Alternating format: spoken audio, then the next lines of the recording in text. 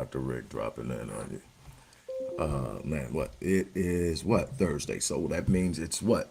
Thankful Thursday. We're going to talk a little bit about thankfulness and gratitude, but we're going to talk about the way that you can create things for yourself, the way you can change the outcomes of your life, the way you can literally take control of your life. And it starts with your mind. It starts with having intention. It starts with being very clear with yourself what it is you want. And I'm going to give you 5 words that will literally, when you understand them, when you embrace them, when you implement them into your everyday life, your life will change for the better when you do it as I share with you. I'm going to give you these powerful words.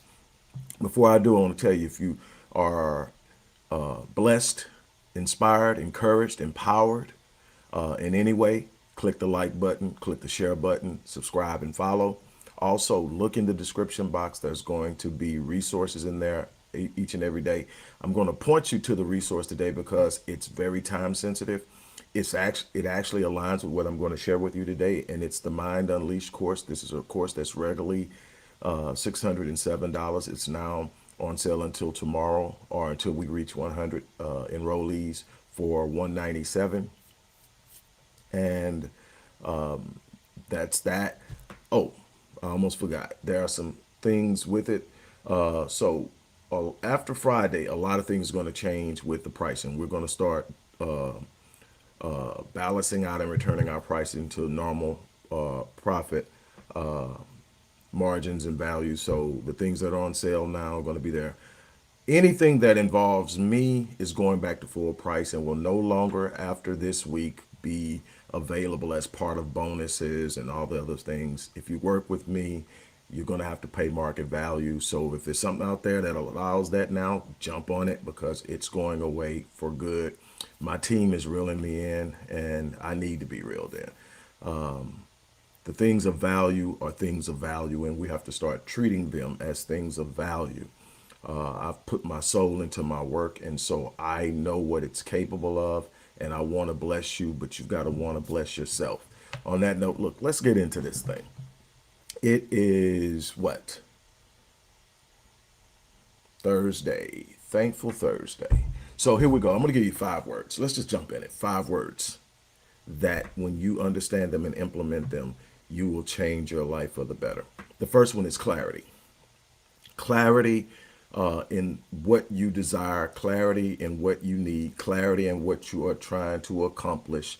You need clarity. You need specificity in thought and idea. When you don't have clarity of your vision, of your dreams, of your desires, of your hopes, of your aspirations, your thoughts are scattered. They're all over the place. There's no focus to them. Clarity brings focus. When there's no focus, you have this ambiguity. You have this ambivalence. You have this uncertainty because you know it's there, you know what you need, but you don't know exactly what you need, or it's not clear. You just got a lot of stuff going on and it gets scattered. Everything is all over the place and you'll find you're often frustrated, you're discombobulated, you know some things need to be done, but you don't know where to start because you haven't done it. Well, the scripture even says, write the vision and what? Make it plain. So those who read it may run. But the first person who's going to run is the one who writes the vision. Others that run will be one who buys into the vision. And there will be people who will come along and buy into your vision. There will be people who will come along and align with what you want to do. You're not going to build this great thing that you're capable of building. You're not going to accomplish this great thing you are capable of accomplishing by doing it on your own. Trust me, I know. I'm one of those people that if I don't do it, it ain't done right type people. And I'm realizing that I'm not the best at everything, but I'm also realizing that even if I'm great at it, I can't do it all. And God designed me to work with other people. That's what I am.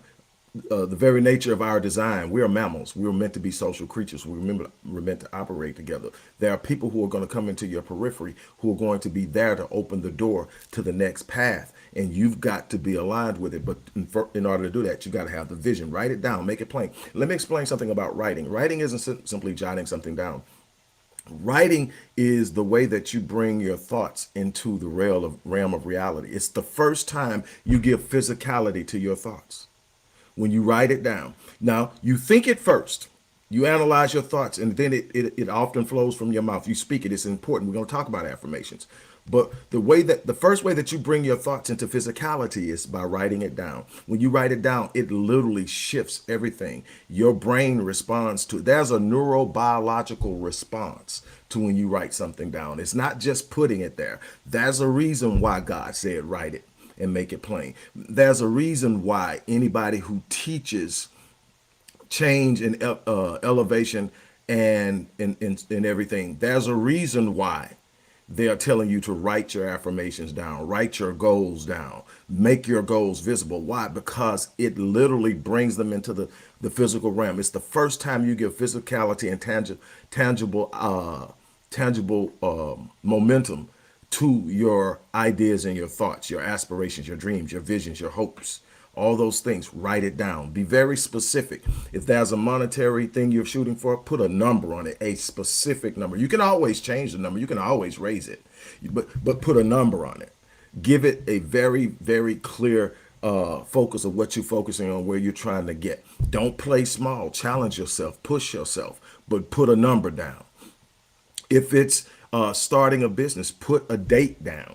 Put a date down, put what the things are you need to accomplish, put what you're trying to accomplish, write your target audience down, write what you're going to do for your target audience in your business. Be very specific, because in it is also the inspiration. In it is also the direction. In it is also the provision. But you've got to be willing. Write it down. Clarity. So the first thing is clarity. You need clarity of vision in order to make it happen. So write it down. That's the first thing. Then after you write it down, the next one is affirmations. And people say, oh man, this affirmation stuff don't work. Let me tell you something there. Affirmations is the first method of reprogramming your mind. Let me tell you something. Your mind becomes, after about 7 years old, your mind becomes hardwired into a way of thinking. You have now, by the time you're 5 to 7 years old, have established what we call paradigms. Paradigms are simply the lens through which you view life. Paradigms are going to set the parameters of your operation. It's going to tell you what you can do, what you can't do, what you think is possible, what you think is impossible, what you will strive for, and what you won't even try. And what happens is you will become hardwired by the experiences of your childhood, by those you see around you in your childhood. And if the things you're aspiring to do hasn't been done by the people that were around you during that time, the chances are you're going to struggle with it, with what we call limiting beliefs and certain ideas. But the beautiful things about affirmations is literally the subconscious is triggered and it begins to be reprogrammed, especially through repetition. That's why things that you do that actually lead to the most consistent outcomes in your life are habitual in nature. Why? Because you've done it so much that you actually do it without thinking, and it produces the same result, because the action produces the result. You want to change the result, you change the action. But how do you just consistently change that? That's why willpower alone never works. Willpower is a conscious state. It's saying, I'm going to do this, and you can push through it. But if you don't do it if you don't use willpower to do something consistently enough that it becomes a habit, eventually it fades. That's why if you can just get in the gym 5 days a week for about 30 days, you'll find yourself, it's hard not to be there. But starting off, that's why you see them at the beginning of the year. You can't get in the gym because everybody is in there, but they're not going to be consistent enough with it to build those habits. They're not going to have a strong enough why or a strong enough commitment behind it, a bunch of other things, and they fall off. You come back around the end of February, beginning of March, you're good because they're gone. And there's a reason behind that. But the affirmations literally opened up the subconscious mind, and the subconscious mind, there's this thing called neuroplasticity. Neuroplasticity says that while I'm hardwired to think a certain way, while I'm hardwired to believe certain things, I'm not permanently locked in, because I can reprogram it by reintroducing new information at a higher volume of frequency than the old idea. So what I do is I stop entertaining the old idea of what can't be done, the old idea of focusing on the negative, the old idea of this is just what's going to be, and then what I do, I replace it with the new idea that I can do it, I can accomplish it, I am this. And I always speak in the positive, through positive language when you're making your affirmations. What do I mean by positive language? So, well, of course I'm going to be, no, I mean positive. In other words, don't say what you don't want. I am not going to do this. I am not, this won't happen. Why? Because the subconscious operates in the current moment, in the present state. It does not differentiate between what's in the past, what's in the present, so you need to speak as you're in the presence, but also you need to speak positive. Why? Because it does not handle audible negations well. So when you, instead of saying I am not broke, say I am wealthy. And there's a difference. It processes the I am wealthy versus I am not. That it, here's the thing is, if you say I am not broke, guess what your subconscious focuses on? Broke. But if you say I am wealthy, guess what it focuses on? Wealth. So again, you want to be very careful about how you write these affirmations. And yes, you want to write them down. You want to speak them. You want to use them in breathing exercises. You want to use them in your prayer. Claim them before the designer. I'm telling you that it's a powerful thing. I'm telling you that it works. I'm telling you that sometimes we're in our own way, and one of the ways to get out is to speak it. And the thing is, you have to keep speaking it until you believe it. You have to keep speaking it until your subconscious starts to overflow with it and it becomes the predominant idea. And the beautiful thing is, again, your subconscious can't distinguish between past and present. It also cannot distinguish between what's being imagined and declared versus what real. So the more you declare it, the more you speak it, the more the subconscious says, yeah, this is who I am. The more the subconscious starts to believe this is who I am, the more the subconscious starts to focus on what's going on and what to look for. Here's the thing. The subconscious processes 4 billion bits of information per second. Your conscious mind, the thing that you're acutely aware of, can only process 2,000 bits of information per second. What does that mean? That means 96% of your behavior, 96% of your outcome is coming from your subconscious. So that's why Christ said, out of the abundance of the heart, the mouth speaks. Out of the abundance of the subconscious, the mouth speaks. It's controlling your. That's why it says that though we walk in the flesh, we do not war according to the flesh. For the weapons of our warfare are not carnal; they are mighty in God for pulling down what? Strongholds. The strongholds of doubt, the strongholds of fear, the strongholds of trepidation, the strongholds of anger and victimization. And what does it do? It says casting down strongholds and every high thing that exalts itself against what? The knowledge of God, bringing what? Every thought into captivity. Oh, we are reprogramming, we are rewriting, we are recentering. But here's what happens. Every time you speak something and you consistently go to it, what happens? It starts to tell the subconscious by way of the reticular activating system that it's important to you. It starts to rearrange the priorities of what you're going to focus on. It rearranges the priorities of what you want to accomplish. These are the things that I work on. This is what the Mind Unleashed course is about. It's about teaching you step by step how to reprogram your mind to believe what God has for you instead of believing what your circumstances have shown you. See, what is faith? Faith is the substance of what things hope for and what the evidence of things not seen. See, we get caught up in the things we see. We get caught up in our circumstances. I've been guilty of it. Sometimes the circumstances are so huge and so big and so powerful, gives you a gut punch, takes the wind out of you. And that gut punch makes you rethink everything. Man, do I really want to do this? Man, can I do this? And next thing you know, you start to doubt yourself. You start to back up. You start to do things and you revert to old behavior. And you've got to always be aware. What am I doing? That's why introspective examination is so important. You got to ask yourself, okay, what am I doing? And again, I deal with things. There are just certain things that I have to be aware of because I have strengths and I have weaknesses.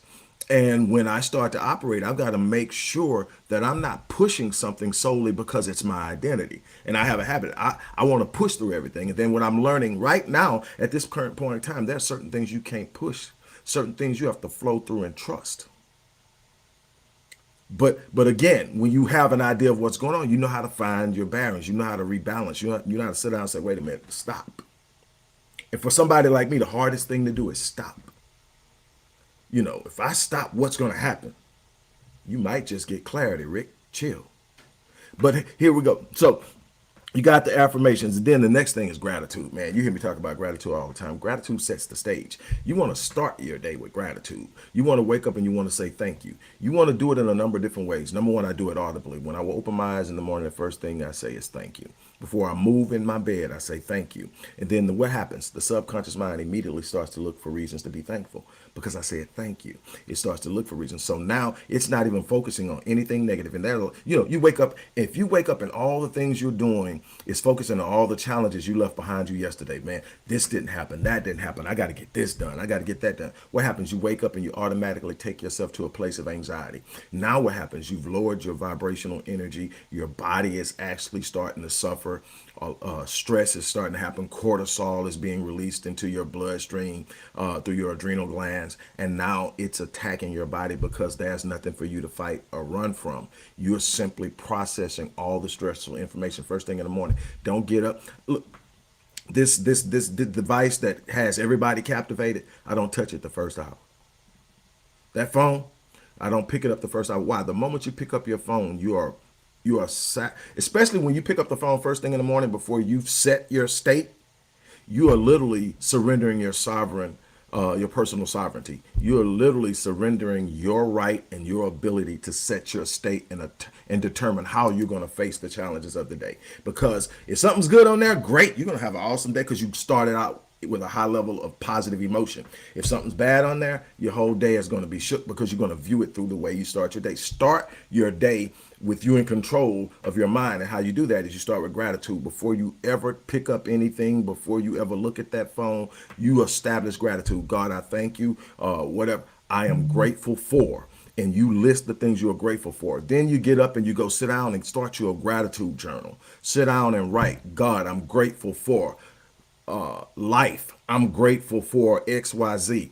I'm grateful for this. I'm grateful. And there are things to be grateful for. That's great. That should be gratitude in the day that you're engaging, the things that you're going to be capable of doing if you approach it right, and the ability to go through challenges no matter what's coming at you. Life isn't about avoiding the challenges. It's not about circumventing all of the obstacles that are coming for you. It's about having the faith in God's design in you to move through and navigate around it, no matter how dark it gets, no matter how difficult it gets. No matter, I'm telling you, I'm not in front of you because I got it all figured out. I'm not in front of you because I always hit a home run. I'm in front of you because no matter what, I believe in my destiny. I believe that I'm here for a reason. I believe that I can touch lives. I believe that I can help people.